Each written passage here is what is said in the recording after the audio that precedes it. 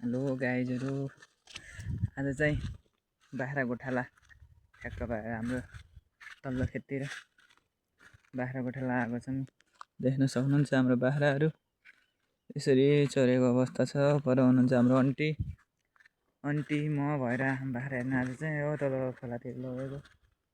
हाम्रो खेत चाहिँ देख्न सक्नुहुन्छ। यता चाहिँ हाम्रो खेतहरू, यिनीहरू हाम्रो खेतहरू भइगयो गाइजहरू होइन। एकदमसँग लाएर बाख्रा गोठाला आइएको छ बाख्रा साख्रा हेर्न। हाम्रो आन्टीले हेर्नु भएको छ मलाई चाहिँ घर छिटो लग्न लायो भनेर यसो गालीसाली गर्नुभएको छ। हेर्नु गाइजहरू पनि देख्न सक्नुहुन्छ तपाईँहरू। त्यहाँ हुनुहुन्छ हाम्रो आन्टी चाहिँ मस्तले बस्नु भएको छ।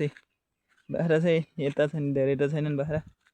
अहिले रात पर्न लागिसकेको छ, 7 बज्न लागेको छ। अब चाहिँ 6:30 जति भयो होइन साथीहरू।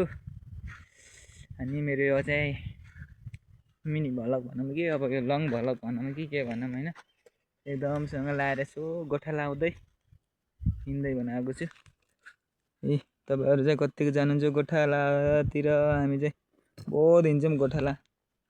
अनि यस्तो छ यहाँ ठाउँहरू। अहिले चाहिँ अलि अँध्यारो अँध्यारो हुन लागिसक्यो, त्यहाँ खासै देखेको छैन। अब चाहिँ हामी घरतिर हिँडेको। अब एकछिन पछि घर गएर खानासाना खाइन्छ।